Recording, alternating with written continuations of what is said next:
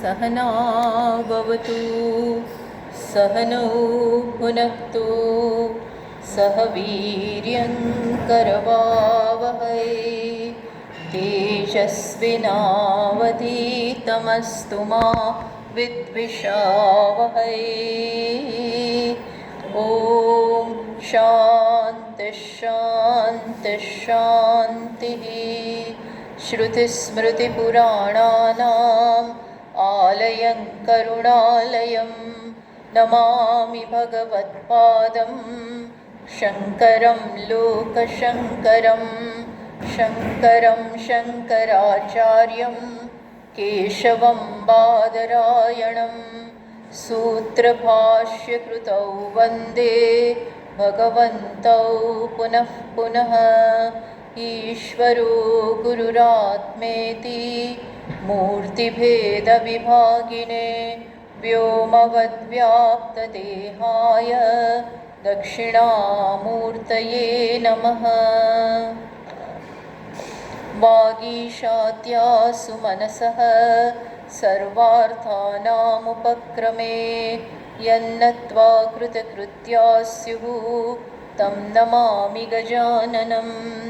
सरस्वती नमस्तुभ्यं वरदे कामरूपिणी विद्यारम्भं करिष्यामि सिद्धिर्भवतु मे सदा।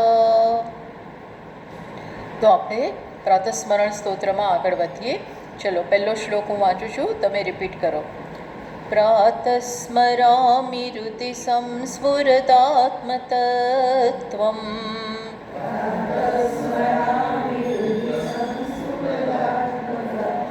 સચ્ચિત સુખં પરમહંસ ગતિં તુરીયં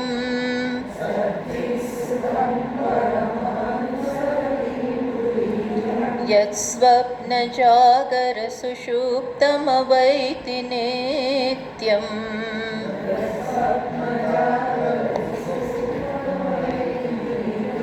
तद्ब्रह्म निष्कलमहं न च भूतसङ्गः।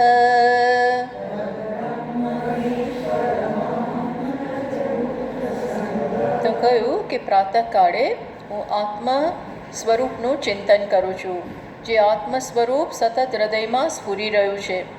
પ્લસ જે કેવું છે તો આત્મ તત્વ જે સતત સ્ફુરી રહ્યું છે. કઈ રીતે સ્ફુરી રહ્યું છે? હું આ હુંનો ક્યારેય અભાવ હોતો જ નથી, કદાપી હુંનો અભાવ નથી. અને એ તત્વ આત્મા કેવો છે તો સત ચિત સુખમ, સત સ્વરૂપ છે એટલે છે. ચિત સ્વરૂપ એટલે એ પોતાની જાતને જણાવે છે. હું છું એ આપણે કોઈને પૂછવું નથી પડતું, એ પોતાની જાતને જણાવે છે. પછી આનંદ સ્વરૂપ છે, આનંદ એનું સ્વરૂપ છે. આનંદ એ આપણે મેળવવાનો નથી, પણ આનંદ છે આ જાણવાનું. અને આ શાસ્ત્રો કહે છે, પ્રમાણ જાહેર કરે છે, એટલે આમાં કોઈ શંકાને સ્થાન નથી. તો આપણે એ આનંદને કે સુખને અનુભવતા ન હોઈએ તો સમજવાનું કે બહારના જગતને, એની પરિસ્થિતિને, વળી શરીર એટલે કે આ ઉપાધિને આપણે આત્મા માનીએ છીએ. અને ત્યાં જે મર્યાદા રહેલી છે એ બધાને મારી મર્યાદા માનું છું અને માટે દુઃખ અનુભવી રહ્યા છે. આ દુઃખનું કારણ આત્મા નથી, આપણી ભૂલ ભરેલી માન્યતાઓ અને આપણા ભ્રમ. તો સુખને, આત્માને અત્યારે આત્માના સુખને આ બધી વસ્તુ ઢાંકી દે છે. કઈ વસ્તુ આત્માના સુખને ઢાંકી દે છે? ભ્રમ પ્લસ અનાત્માને સાચો માનવો. અને એની પરિસ્થિતિ મારી પરિસ્થિતિ છે. એ છે ખરી થોડા ઘણા અંશે, પણ એ સત્ય નથી. એટલે હંમેશા આત્માના સ્વરૂપને યાદ રાખવાનું. અને બીજા બધા જે દુઃખ લાગે છે એને આપણે સ્વીકારવાના જ નહીં. તો જ આપણે શાસ્ત્ર જે પ્રમાણ છે એને માન્યતા આપીએ છીએ. નહીંતર તો શાસ્ત્ર કીધા કરે છે અને આપણે કોને માનીએ છીએ? આપણી બુદ્ધિને. આપણી માન્યતાઓને માનીએ છીએ. એટલે શાસ્ત્ર ભણ્યા કરીએ, શાસ્ત્રનો અભ્યાસ કર્યા કરીએ, છતાં પણ માનીએ કોને? આપણા ભ્રમને જ માનીએ, ભ્રમને જ સાચું માનીને જીવ્યા કરીએ, તો એ કામ નહીં આવે. એટલે આ અત્યારે આપણા રાગદ્વેષ, આપણા ભ્રમ, આ બધી વસ્તુ સુખને ઢાંકી દે છે. સુખની આગળ પડદો છે. આત્માના સુખ આગળ પડદો કયો બની ગયો છે? આપણા ભ્રમ, રાગ, દ્વેષ. એટલે એ સુખ અનુભવાતું નથી. છે ખરું, અનુભવાતું નથી. જેમ વાદળો સૂર્યને ઢાંકી દે, સૂર્ય છે તો ખરો પણ અનુભવાતો નથી. અત્યારે સૂર્યનો પ્રકાશ એટલો બધો ન દેખાય, પણ છે ખરો, નથી એવું નથી. એના કારણે તો વાદળો દેખાય છે, પણ એ વાદળો અત્યારે સૂર્યના જ પ્રકાશને ઢાંકી દે છે. એટલે એવું છે આ સુખ, રાગ, દ્વેષ, ભ્રમ, કામ, ક્રોધ, આપણા અંતઃકરણની સ્વભાવની આ બધી તકલીફો, ભ્રમો, એ જ અત્યારે આનંદને ઢાંકી દે છે. એટલે પડદો આવી ગયો છે. એટલે ખોલવાનો છે પડદો. પડદો ખોલો. જેમ લખે છે ને કબીરજી, ઘૂંઘટ કાપટ ખોલ રે તોહે પિયા મિલેંગે. પિયા એટલે આત્મા, પિયા એટલે ભગવાન, આત્મ સ્વરૂપ. પણ એ નથી મળતા, કારણ કે ઘૂંઘટ છે. તો અત્યારે કયો ઘૂંઘટ છે? રાગ, દ્વેષ, કામ, ક્રોધ અને આ બધું અહંકાર રૂપે લાંબો ઘૂંઘટ થઈ ગયો છે. અહંકાર, અહંકાર એટલે આ બધી માન્યતાઓનો સરવાળો.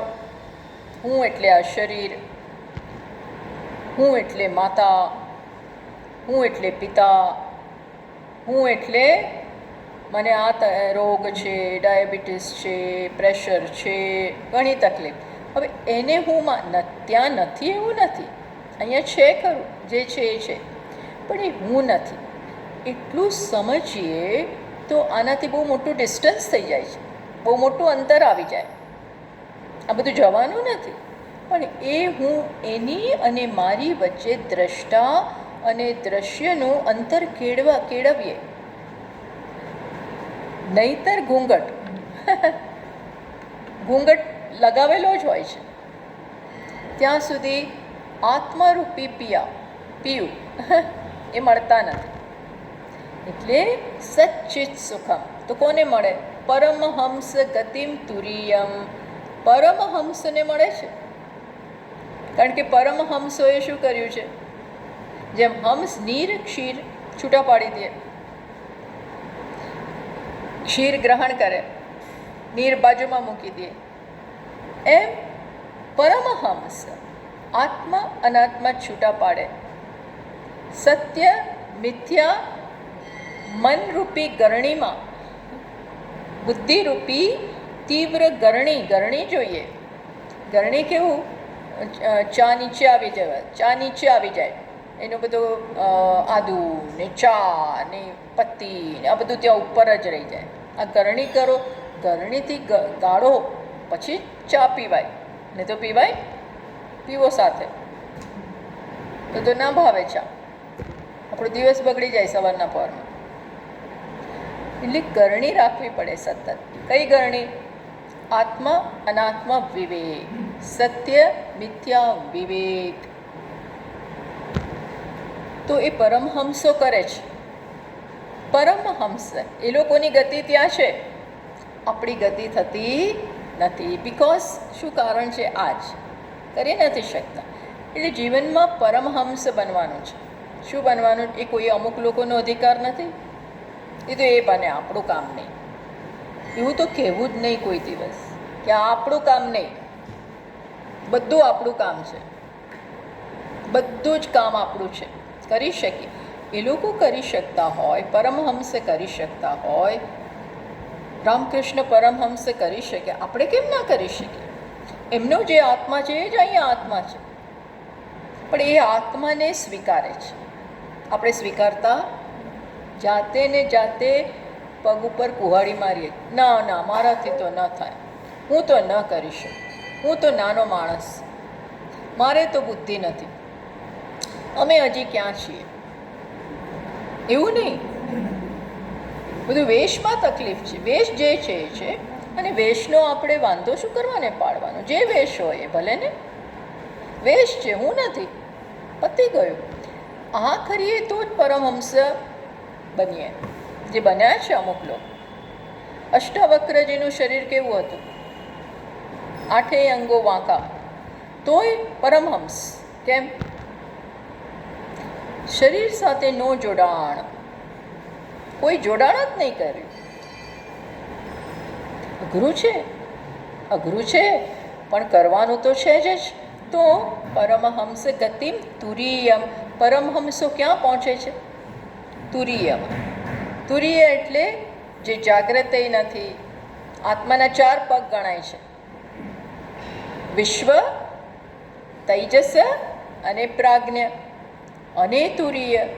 વિશ્વ એટલે જાગ્રત અવસ્થા, તૈજસ એટલે સ્વપ્ન અવસ્થા, અને પ્રાજ્ઞ એટલે સુષુપ્તિ અવસ્થા. આ ત્રણેય મારી નથી, મનની છે. મનની અવસ્થા, અંતઃકરણની અવસ્થા. તો મારું વાસ્તવિક શું છે? તુરીય. આ ત્રણેયથી પર ચોથું. આમ તો આપણે ગયા વખતે વાત કરીને કે તુરીય એ ચોથું નથી ખરેખર, એ તો માયાથી, માયા સંખ્યા તુરીયમ. માયાથી ચોથું આપણે ગણીએ છીએ, માયાને કારણે. પહેલાં 3 માયામાં આવે, ચોથું જ સાચું છે. પણ એ 3 ખોટા હોય તો આને ચોથું કહેવાય? કહેવાય? બધા જવાબ આપો. ન કહેવાય. હું કહું છું એટલે નહીં, તમે વિચારો. સ્વપ્ન એ મનની અવસ્થા, જાગ્રત મનની અવસ્થા, સુષુપ્તિ મનની અવસ્થા. તો મારું શું? આત્માનું શું? તુરીય. એટલે ત્રીજું. આ 3ના તમારા પાસે પૈસા હોય એ હું ગણું અને પછી કહું મારા 1 લાખ, એમ કરીને 5. તમારી પાસેના 3 લાખ હું લઉં, તમારા લીધા, તમારા લીધા, તમારા લીધા, 3 ભેગા કર્યા. અને હવે હું શું કહું કે મારી પાસે 1 લાખ છે. અને હવે હું શું બોલું? મારા કેટલા પૈસા? 4 લાખ છે મારા. તમારા મારા કહેવાય? તમારા મારા ન ગણાય. મારા તો 1 જ લાખ, પણ તમારા 3ને ભેગા કરીને પછી હું કહું કે 4 લાખ. એ સાચું છે? મારા તો 1 જ લાખ છે. એમ આત્મા તો ખરેખર કેવો છે? એને કોઈ અવસ્થા જ નથી, એ એનું સ્વરૂપ છે. પણ આપણે પેલી 3ને આપણી માનીએ છીએ. એટલે જ શાસ્ત્રએ શું કીધું? આ 3 અને પેલું ચોથું, એ આપણી માન્યતાને થોડીક ક્ષણો માટે અનુમોદન આપ્યું, સ્વીકાર્યું, અને પછી કહ્યું કે તમે ચોથા. ખરેખર તો એ 3 છે જ નહીં. સમજ પડી? એ રીતે તુરીયમ પ્લસ. કેમ? આ ત્રણેયથી અલગ છે. કેમ અલગ છે? કારણ કે આ ત્રણેય દૃશ્ય.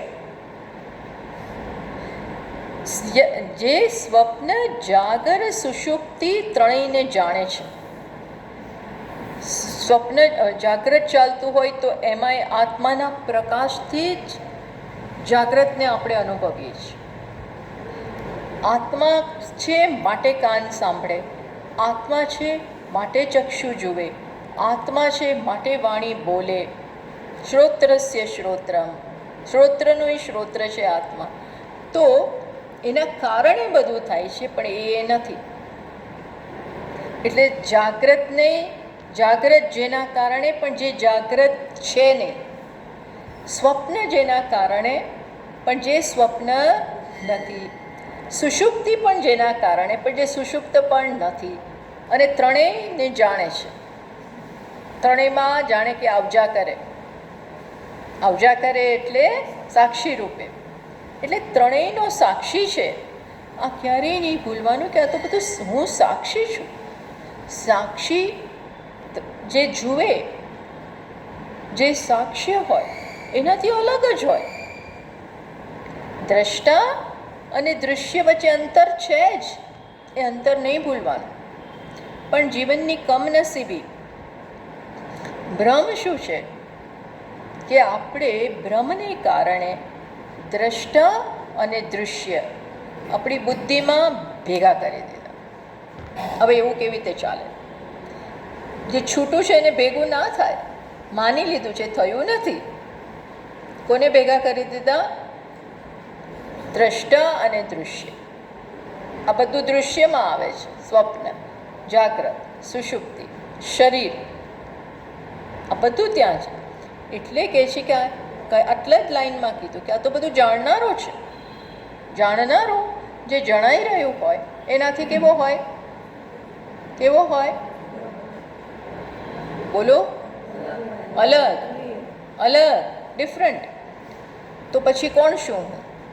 આ બધાથી જે જુદો છે એ કોણ છે? બ્રહ્મ. એને બ્રહ્મ કહ્યું. કેમ બ્રહ્મ કહ્યું? કારણ કે આ તો આ એક શરીરમાં સાક્ષી, બીજા શરીરમાંય એ સાક્ષી, ત્રીજા શરીરમાંય સાક્ષી, બધે સાક્ષી એક. સાક્ષી એક. અંતવંત ઇમે દેહાહા નિત્યસ્યોક્તા શરીરિણ. ભગવાને કહ્યું ને ગીતામાં કે આ બધા શરીર તો અંતવાન છે. એમાં રહેલો સાક્ષી એક. દોરી બધે એક. કઈ દોરી? આત્મારૂપી. એક જ પ્રકાશ બધે છે. જેમ એક જ ઇલેક્ટ્રિસિટી બધા ગેજેટ્સની પાછળ, એવી રીતે અહીં કહે છે હું એ બ્રહ્મ છું, બધે એક, સર્વવ્યાપી, બધામાં એક. કીડી હોય, મગર હોય, ઉદય હોય, વાઘ હોય, સિંહ હોય, બધે બધે એક જ. અને બધાથી જોનારો એક, બધે સાંભળનારો એક, બધે એક. શ્રોત્રસ્ય શ્રોત્રમ, શ્રોત્રનો શ્રોત્ર બધે એક છે. એટલે આપણે અહીંથી આમ જવાનું છે. ક્યાં? આપણે એક ડિસ્ટન્સ, એક યાત્રા તો કરવાની જ છે. કઈ યાત્રા? દૃશ્યમાંથી દ્રષ્ટામાં આવો. જે ખરેખર દ્રષ્ટા દૃશ્ય બની નથી ગયો પણ માને છે. એટલે આપણે શું કરવાનું છે? હું દૃશ્ય નથી એમ કરીને દ્રષ્ટામાં સ્થાપિત થાઓ. છે તો ખરા જ, પણ સ્વીકારો, સ્વીકારો, સ્વીકારો. તો એ હું છું. અને કેવો છું? નિષ્કલમ, કળા રહિત, અવયવ રહિત. શરીરને અવયવ છે, પાર્ટ્સ છે, આકાર છે, ઘણા બધા પાર્ટ્સ, ભાગોનો, અવયવોનું આ શરીર બનેલું છે. ઘણા બધા અવયવો. જેમ કાર હોય, મોટર કાર, કેટલા બધા અવયવોની બનેલી છે. કોઈ પણ વસ્તુ, કેટલાય અવયવ. ઘર, કેટલા અવયવો. પ્લેન, કેટલા અવયવો. એમાં શરીર કેવું છે? અવયવો ભેગા કર્યા. તો એ કોના અવયવ છે? કોના? શરીરના. મારા નહીં, આત્માના નહીં. એટલે હું એમ ના કહી શકું કે હું શરીર છું. શરીર હું વાપરું પણ હું શરીર નથી. નિષ્કલ, મારે કોઈ કળા એટલે કે અવયવ નથી. હાથ હોય તો હાથ ભાંગી જાય, પગ હોય તો પગ ભાંગે, ની રિપ્લેસમેન્ટ કરાવવું પડે. બધું કેટેરેક્ટ આવે, ની રિપ્લેસમેન્ટ આવે, હાર્ટ ટ્રાન્સપ્લાન્ટ આવે, લંગ ટ્રાન્સપ્લાન્ટ આવે, આ બધું કરાવવું પડે. એ બધા બગડે એટલે કાઢીને બીજા નાખો, એ બધું થાય. પણ એ મને છે, મારા પાર્ટ્સ છે. નિષ્કલમ, મારે કોઈ પાર્ટ જ નથી. આ જાણવું પડે. નહીંતર આપણે એમ માનીએ કે મને થઈ ગયું, મને થઈ ગયું, મને થઈ ગયું. એ બોલવું એક વસ્તુ છે, પણ માનવું, માનવું એ બહુ જુદી વસ્તુ છે. એટલે હું નિષ્કલા, કળ, નિષ્કલ, કોઈ કળા, કોઈ અવયવ નથી. નિષ્કલમ અહમ, હું અહમ નિષ્કલમ, હું આ ભૂતોનો સંગ, આ તો બધો ભૂતોનો સંગ છે. અહીંયા આકાશ પણ છે, વાયુ પણ છે, અગ્નિ પણ છે, પાણી પણ છે, પૃથ્વી પણ છે. એટલે અત્યારે પાણી બહુ આવ્યું ને બધે, બોયરામાં ભરાઈ ગયું ને ક્યાં ક્યાં ભરાઈ ગયું, તો બધી વસ્તુ છૂટી પડી ગઈ. લાકડો છૂટો પડી ગયું, ફર્નિચરો તૂટી ગયા, બધી વસ્તુ પાણીમાં રહે ને તો કેવી થઈ જાય, ભલભલી સ્ટ્રોંગ વસ્તુ બધું છૂટું પડી જાય છે. કબાટો છૂટા પડી ગયા, બધું તરવા માંડ્યું, ભોંયરાઓમાં કેટલું પાણી ભરાઈ ગયું, બધું કેવું થઈ ગયું, આમ રદ્દી જેવું થઈ ગયું. કારણ કે પાણી શું કરે, એને આખું એના પાર્ટ્સ જુદા પાડી દે. તમે વિચાર કરો. એટલે તો આ બધું મને થાય છે. જ્યાં જ્યાં આકાશ છે, જ્યાં અગ્નિ છે, જ્યાં વાયુ છે, જ્યાં પાણી છે, જ્યાં પૃથ્વી છે, એનું આ શરીર બધું ભેગું છે. એમાં આત્મામાં આકાશ છે, આત્મામાં વાયુ છે, આત્મા આ બધા 5 ભૂતોનો બનેલું છે. ના, આત્મામાંથી આ ભૂત આવ્યા. તસ્માદ વા એ તસ્માદ આત્માન આકાશ સંભૂત આકાશાદ વાયોરગ્નિ અગ્નિરાપ અદ્ભ્ય પૃથ્વી. એમ તૈત્તરીય ઉપનિષદ કહે છે, આત્મામાંથી આકાશ, આત્મામાંથી વાયુ, આત્મામાંથી અગ્નિ. નહીં કે અધર વે રાઉન્ડ. એ બધા મારામાં નથી, મારા કારણે છે. એટલે હું ભૂતોનો સંગ નથી, ભૂતોનો સંગ હું નથી કદાપી. હું જો શરીર હોઉં તો શરીર એક દિવસ બળી જશે, બળીને ખાક થઈ જવાનું, રાખ થઈ જવાનું. પંચમહાભૂતોમાં બળી જશે. તો જોડે હું હોઉં તો હું બળી જાઉં ને. પણ આત્મા, તમે વિચાર કરો, એને ટચ નથી કરતું. આ 5 ભૂતો આત્માને સ્પર્શી ન શકે. અગ્નિ આત્માને ન બાળે. કેમ? અડી જ ના શકે. કેટલું સૂક્ષ્મ હશે વિચાર કરો. પાણી આત્માને શોષી ના શકે. નૈનમ છિંદંતી શસ્ત્રાણી નૈનમ દહતી પાવક. આત્માને શસ્ત્રો ના મારે. યુદ્ધ ચાલતું હોય તો શરીરના કટકા તલવારથી થાય, બાણથી થાય, અગ્નિમાં જ્વાળામાં તમે લપેટાઈ જાઓ, ક્યાંય આગ લાગે ને તમે ફસાઈ ગયા તો તમે બળી જાઓ. પાણીમાં અત્યારે આપણે જોયું ને, પાણીમાં એ લોકો ડૂબી જાય, કેવાય થઈ જાય, બધું થાય. પૃથ્વીમાં એ થઈ જવાય.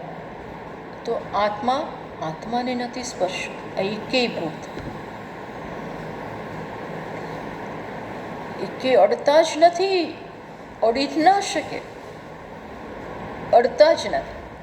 તો આ યાદ રાખવાનું. શું? નચ ભૂત સંગ, ભૂતોનો સંગ નથી. આમ કરી આ પહેલા શ્લોકમાં આટલી સમજ આપી. એટલે સવારે કે જ્યારે પણ આપણે ફ્રી હોઈએ ત્યારે આ પ્રકારે ચિંતન શું કરવાનું? આ ચિંતન કરવાનું. પોતાનો હું આ છું, બીજી બધી વાતો છોડી દેવાની, બીજું બધું છોડી દેવાનું. અને શું કરવાનું? આ પ્રકારનું ચિંતન. જેટલું આવું ચિંતન એટલા આપણે આપણા સ્વરૂપમાં પાછા ફરીએ છીએ, સ્વરૂપમાં સ્થિત થઈએ છીએ. મોટો લાભ. નાની નાની વાતો પછી આપણને સ્પર્શી શકશે નહીં. આનું રિઝલ્ટ આ છે. આનું પરિણામ શું આવશે આવું ચિંતનથી? તમને કદાચ એમ થાય સ્વામીની જે આ બધું કરીને કરવાનું શું, આવું ચિંતન કરવાનું શું જરૂર?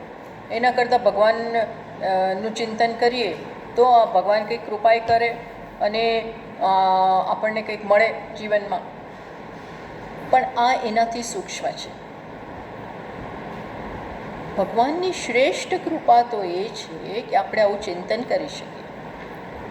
હે ને? આ શ્રેષ્ઠ ભક્તિ છે, પેલી નથી એવું નથી. પણ ભગવાન ઈચ્છે છે કે તું મને જાણ, હું તારાથી અલગ નથી. એ ભગવાન એટલે કોણ? આત્મા. ભગવાન એ જ આત્મા. તત્વમ અસી. ભગવાન કોણ છે? ક્યાંય દૂર નથી. એ મૂર્તિમાં છે, એની ના નથી. આપણે એને પગે લાગીએ, આરતી કરીએ, પૂજા કરીએ, અભિષેક કરીએ, પણ પછી કઈ રીતે જાણવાનું? તું માત્ર ત્યાં નથી, તું આત્મ સ્વરૂપે રહ્યો છે. સ્વસ્વરૂપાનુસંધાનમ ભક્તિરેવ ગરીયસી. શંકરાચાર્યજી મહારાજ વિવેક ચૂડામણીમાં કહે છે, સ્વસ્વરૂપ અનુસંધાન, સ્વસ્વરૂપનું અનુસંધાન કરવું, એને ભક્તિ કહેવાય. શ્રેષ્ઠ ભક્તિ. આ બધા ના કરી શકે. એટલે હું પેલી ભક્તિની ના નથી પાડતી, પણ જે સત્ય છે કે ઈશ્વરનું તત્વ અને આત્માનું આત્મ તત્વ અલગ નથી, એ તો જાણો. સત્ય જાણ્યા વગર ચાલવાનું છે. સત્યથી ક્યાં સુધી દૂર રહીશું? સત્યમેવ જયતે. સત્યનો જ છેલ્લે સ્વીકાર થવો જોઈએ. અને છેલ્લું સત એટલે જ સત્ય. સચ્ચિત આનંદ, એમાં સત જે છે એ જ સત્ય છે, પરમ સત્ય. પરમ સત્ય. તો મોક્ષ કારણ સામગ્ર્યામ ભક્તિરેવ ગરીયસી. મોક્ષ માટેની સામગ્રીમાં સૌથી શ્રેષ્ઠ સામગ્રી કઈ છે? ભક્તિ. અને અંતતો ગત્વા કઈ ભક્તિ? આત્માની ભક્તિ. આત્માનો સ્વીકાર. આત્માને દૂર ના કરો. ભગવાન કહે છે તું મને શું કરવાને દૂર કરે છે? હું તારું સ્વરૂપ છું. અહમ આત્મા ગુડાકેશ સર્વભૂતાશય સ્થિત અહમ આદિશ્ચ મધ્યમ ચ અંત ચ. ગીતામાં કહે છે ને ભગવાન, પહેલી વિભૂતિ આગળ આવે છે. વિભૂતિ યોગમાં વિભૂતિનું વર્ણન કરવા બેઠા, અને સૌથી પહેલી વિભૂતિ કઈ કઈ? અહમ આત્મા ગુડાકેશ સર્વભૂતાશય. હે અર્જુન, હું તારો આત્મા છું, એ મારી વિભૂતિ છે. હું જ તારો આત્મા. હું એટલે કોણ? ભગવાન. તારો આત્મા. તો આપણે આ સમજવું પડે કે નહીં? કે ના સમજવું પડે? એની ખૂબ સેવા કરો. પછી ભગવાન કહે છે મને, હું તારાથી અલગ નથી. તો આ પ્રકારે સવારના ચિંતન, કે ક્યારે પણ ફ્રી પડીએ, સ્વસ્થ. આ જ સાચી સ્વસ્થતા. સાચી સ્વસ્થતા. તો આ કરવાનું. હવે બીજા શ્લોકમાં જઈએ. પ્રાતર્ભજામિ મનસો વચસામગમ્યમ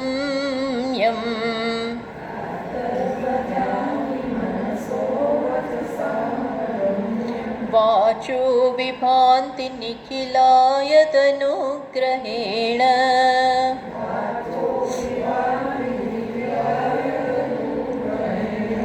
યન્નેતિ નેતિ વચનૈર્નિગમા અવોચુઃ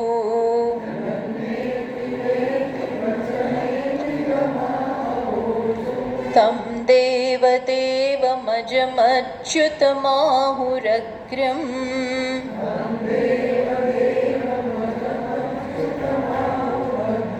પ્રાતર ભજામી. વહેલી સવારે હું ભજન કરું. અહીં ભજન એટલે ચિંતન, આત્માનું ચિંતન. હું મારી તરફ પાછો વળું. હે આત્મા, તું મારું તારું સ્વરૂપ મારી સમક્ષ ખુલ્લું કર. એટલે આપણે જે બધી ભક્તિ કરીએ છીએ ને, ભક્તિનું શ્રેષ્ઠ પરિણામ શું આવશે? કે ભગવાન બતાવશે કે હું કેવો છું. તો કે છે આ સવારના પહોરમાં આવું ચિંતન કરીએ. પ્રાતર ભજામી. વહેલી સવારે હું ભજન કરું છું. કોનું? મનથી. મનસઃ વચસામ અગમ્યમ.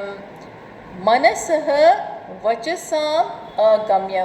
મનથી અને વાણીથી જે અગમ્ય છે, એટલે મન અને વાણી જેને જોઈ શકતા નથી. મન એને જોઈ નથી શકતું, વાણી એના વિશે કંઈ બોલી શકતી નથી. મન જોઈ નથી શકતું એટલે જો મન આ રૂમાલને જોવે છે અને પછી તમે આંખો બંધ કરો તો રૂમાલનો ખ્યાલ તમને આવે કે ભાઈ રૂમાલ એટલે શું, રૂમાલનો આકાર કેવો છે, રંગ કેવો છે, આ બધું ખબર પડે. વિચાર કરો એટલે મનમાં વિઝ્યુઅલાઇઝ પણ થાય, દેખાય એ ખરું. તો એવી રીતે આત્માનો વિચાર કરો ને આત્મા દેખાય? દેખાય તો એ ખોટું, કંઈ દેખાવું ના જોઈએ.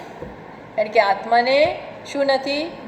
આકાર નથી, રૂપ નથી, રંગ નથી, ગુણ નથી, કોઈ ક્રિયા નથી, કશા સાથે સંબંધિત નથી. આ રૂમાલ તો મારાથી સંબંધિત છે, એવું આત્મા એમ સંબંધિત નથી. કાકા મામા મમ્મી પપ્પા આવું નથી કોઈનો. ખ્યાલ આવ્યો? તો મનથી જે પર, મન એને જોઈ ના શકે. વાણીથી જે પર, મન જેને જોઈ શકે ને, વિચારી શકે ને, એના વિશે વાણી બોલી શકે કે હા લાલ રંગ, પીળો રંગ, બહુ સરસ, બહુ ખરાબ. વાણી બોલે. પણ કોને બહુ સરસ જુએ છે, સમજે છે, પછી બોલે છે. પણ વાણી મન નથી જોઈ શકતું એટલે વાણી એ કંઈ બોલી શકતી નથી. એટલે કહ્યું ને તૈત્તરીય ઉપનિષદમાં આ મંત્ર આવે છે, યતો વાચો નિવર્તન્તે અપ્રાપ્ય મનસા સહ. જ્યાંથી, યતઃ એટલે જ્યાંથી, પાંચમી વિભક્તિ, યતઃ વાચો નિવર્તન્તે, જ્યાંથી વાણી પાછી ફરી જાય, આત્મા વિશે બોલવા જાય. ચલો આત્માનું પ્રવચન કરું, વર્ણન કરું, તો કંઈ બોલી જ ના શકાય. કારણ કે દેખાય છે શું કે બોલો છો? આત્માને નામ નથી, રૂપ નથી, રંગ નથી, ક્રિયા નથી, ગુણ નથી, કશું જ નથી. શું બોલો? એટલે મન અને વાણી જેનાથી પાછા ફરે છે. એટલે શિવમહિમ્નમાં પુષ્પદંતજીએ કહ્યું ને કે હું તો ભગવાન તમારા નિર્ગુણ સ્વરૂપ કે સગુણ સ્વરૂપ એકેની વાત કરી શકું એમ નથી. મારે લખવું છે ખરું, કવિતા રચવી છે, તમારી સ્તુતિ કરવી છે, પણ સ્તુતિ કરવા બેસું છું તો નિર્ગુણમાં તો પહોંચ જ નથી. શું બોલું? જેના વિશે શાસ્ત્રોએ બોલતા સંકોચ પામે છે, લક્ષણાથી જ વાત કરે છે, વાચ્યાર્થ તો કામ જ નથી આવતું.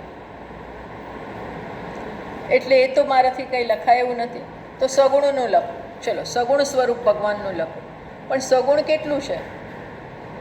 ભગવાનનું સગુણ સ્વરૂપ કેવડું છે? બધા ગુણ એમના છે અને એ અસંખ્ય છે. બધું લખ્યા જાઓ, લખતા જાઓ, લખતા આખી જિંદગી પૂરી થઈ જાય તોય પૂરું ના થાય.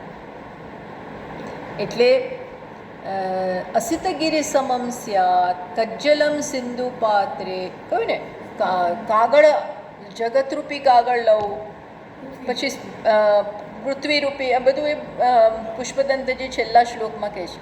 અને સાક્ષાત શારદા દેવી લખવા બેસે તોય તમારા ગુણનો એન્ડ ના આવે. લખીએ જ જાય, લખીએ જ જાય, લખીએ જાય. એટલે એ મારાથી નથી થવાનું.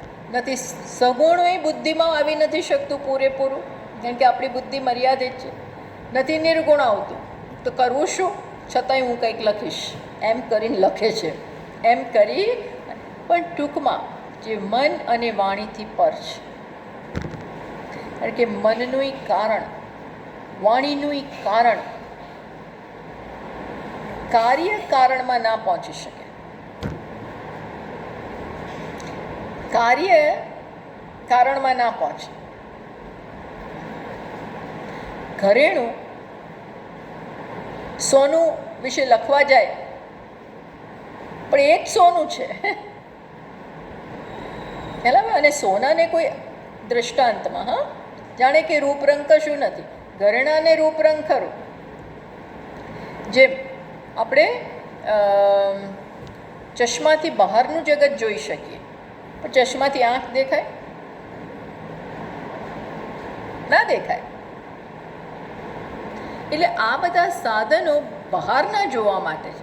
હવે આંખો જોવાને કે ઊંધા કરીને, દૂરબીનથી આપણે બધું બહાર મંદિરમાં જઈએ ને તો દૂરબીનથી શ્રીનાથજીનો આટલો નાનો વિગ્રહ હોય તો આપણે દેખાય નહીં, તો દૂરબીનથી જોવાનો પ્રયત્ન કરીએ બધું, તો એનાથી બધું મોટું થાય ને દેખાય. પણ એ દૂરબીનથી આંખ દેખાય મારી? વિચારજો, દૂરબીનથી મારી આંખ દેખાય? આમ ઊંધી કરી દઉં, આમ કરી એને આમથી આમ જોઉં, એના બદલે આમ કરું તો એ મારી આંખ નથી દેખાવાની, હે ને? તો જ્યાંથી મન અને વાણી પાછા ફરે છે એટલે આત્મા વિશે કોઈ વર્ણન શક્ય જ નથી. તો કેવી રીતે શાસ્ત્ર ભણાવે છે? શાસ્ત્ર વાણીનો જ ઉપયોગ બોલીને જ ઋષિમુનિઓ કહેતા હતા, પણ એ કેવું હતું? ત્યાં આપણે કહીએ વર્ણન કરી શકાય ને એને વાચ્યાર્થ કહેવાય. શું કહેવાય? વાચ્યાર્થ. એ ટેબલ ક્લોથ મરૂન કલરનો છે, આને વાચ્યાર્થ કહેવાય. તમે મરૂન નહીં જાણો છો એટલે મરૂન કલરનો છે એવું કહો એટલે તમે અહીં જુઓ, આને વાચ્યાર્થ કહેવાય. પણ લક્ષ્યાર્થથી શાસ્ત્ર વાત કરે છે. લક્ષ્યાર્થ એટલે શું? કંઈ બોલવાનું નહીં, આ તો ડાયરેક્ટ કરવાનું. જેમ અહીંયા હું આવતી હોઉં, કોઈ નવી માણસ આવે એટલે આપણે બતાવો કે પૂર્ણાનંદ કહ્યું કે જો પેલો એરો છે ને ત્યાં એ રસ્તામાં આગળ જાઓ. એરો આપણને શું કહે છે? ત્યાં આગળ જવાનું કહે છે. પૂર્ણાનંદ બતાવતો નથી. એવી રીતે શબ્દો આમ એરો છે, આત્મા તરફ એરો, પછી શબ્દ બેસી જાય, પછી ખબર છે એરો પછી આપણે મૂકી દેવો પડે, એ જસ્તે આગળ વધવું પડે. એમ શબ્દો જ્યાંથી ઉદ્ભવે છે, જ્યાંથી મન એનું કામ કરી શકે છે, એ આત્મા. શ્રોત્ર નહીં, પણ શ્રોત્રનોય શ્રોત્ર, કાનનોય કાન. એ કાનનો કાન દેખાતો નથી, પણ એમાં સમજવાનું શું? જેના કારણે કાન કાન છે, જેના કારણે ચક્ષુ ચક્ષુ છે. તો એ રીતે શાસ્ત્ર વાત કરે છે વાણી અને મનથી પર. કેમ? વાચો વિભાંતિ નિખિલા. એટલે શું કહે છે? કેવી રીતે વાણી બોલી શકે? કારણ કે વાણી આખી ને આખી નિખિલા વાણી, નિખિલા વાચ, જેને કારણ યદ અનુગ્રહેણ વિભાંતિ, એ જેના અનુગ્રહથી સમસ્ત વાણી, આખી વાણી અને બીજી બધી વસ્તુઓ પણ, કાન, આંખ, નાક, આ બધા જેના કારણે કામ કરે છે, જેના કારણે એ લોકોનું કામ કરી શકે છે. જો આત્મતત્વ ન હોય તો વાણી બોલે? ના બોલી શકે. કારણ કે જેવું સૂક્ષ્મ શરીર જાય છે તો વાણી બોલવાનું બંધ. હજી ઘણીવાર શબ્દો લોકોના પૂરાઈ નથી થતા, કંઈક કહેવા જતા હોય અને અચાનક મેસિવ અટેક આવ્યો અને મૃત્યુ થઈ જાય તો વાણી બોલે? ના ના, પૂરું કરી દેવા દો. પૂરું કરાય? કંઈ પૂરું નથી થતું. અરે પાણી જે પાણી અંદર નાખે ને એ અંદર જતું નથી.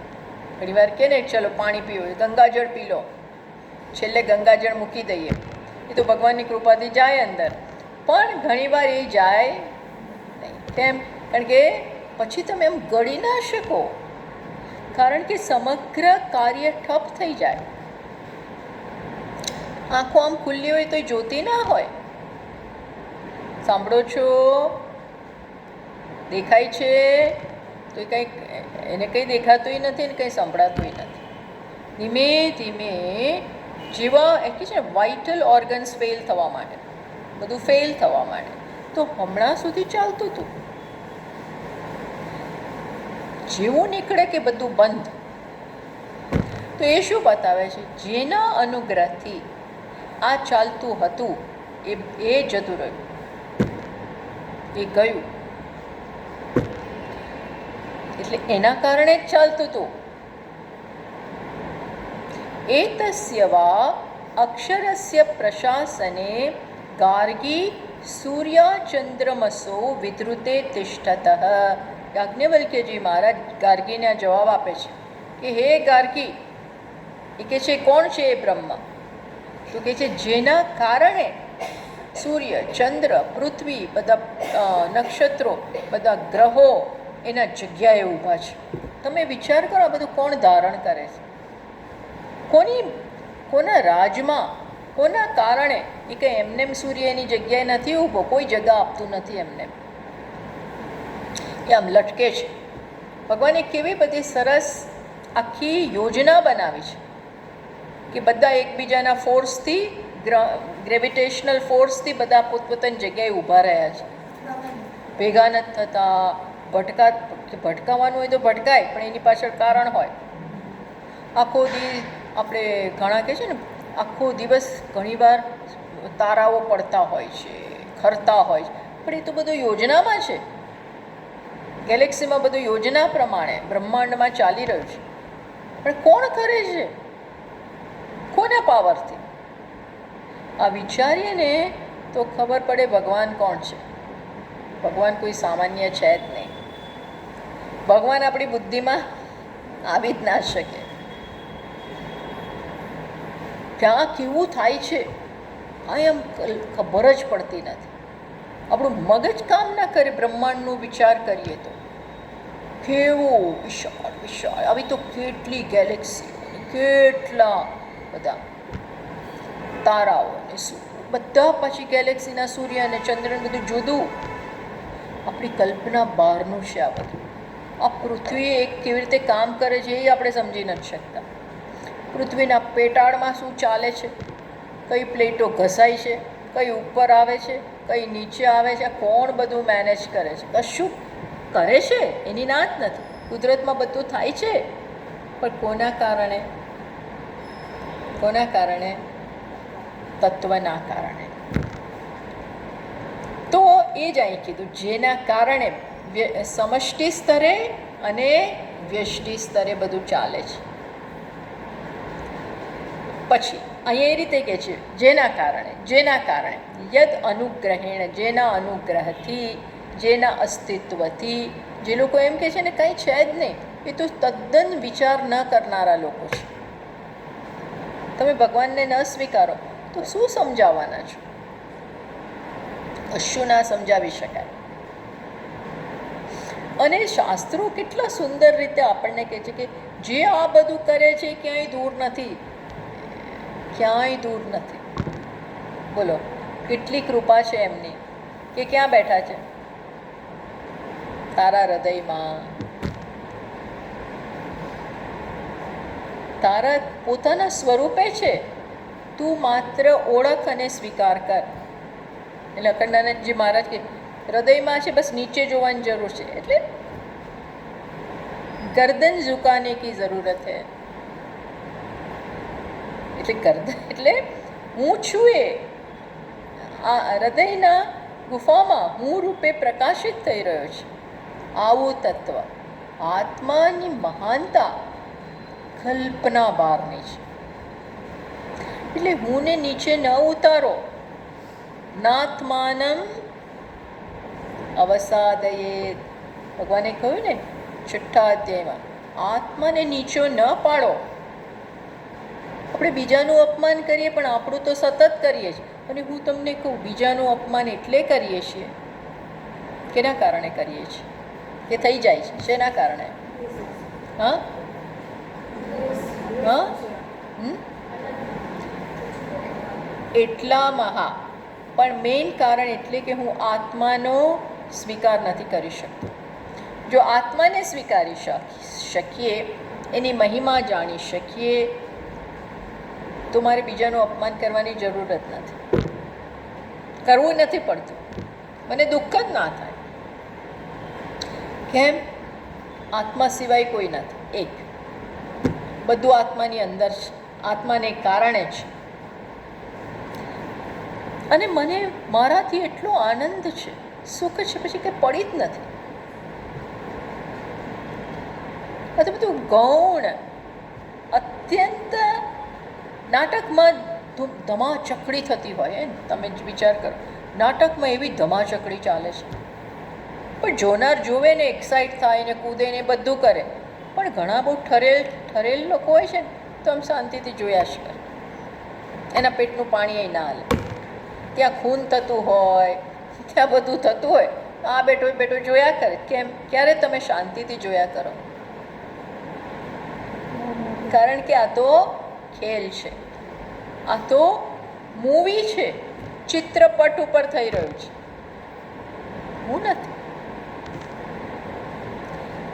સી, નોલેજ બધી વસ્તુ જુદી કરી નાખી છે.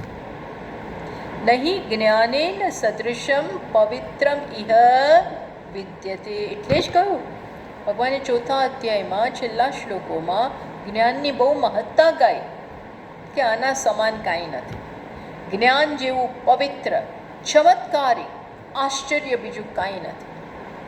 બધી વસ્તુ બદલી નાખે, આપણી દૃષ્ટિ જ બદલાઈ જાય, દૃષ્ટિ જ બદલાઈ જાય. એકવાર દૃષ્ટિ બદલાઈ ગઈ, જીતી ગયા તમે. કઈ દૃષ્ટિ આવી જાય? આત્માની. પતી ગયું. એ નથી આવતી ને ત્યાં સુધી જ બધા તકલીફો છે, પછી નથી. એટલે અહીં કહ્યું કે જેના કારણે વાણી એને બોલી નથી શકતી, પણ વાણી બોલે છે એના કારણે, હે ને? તો પ્લસ તો પછી શાસ્ત્ર એનું વર્ણન કેવી રીતે કરે છે? તો કે છે એ આવતા વખતે એની વાત કરીએ.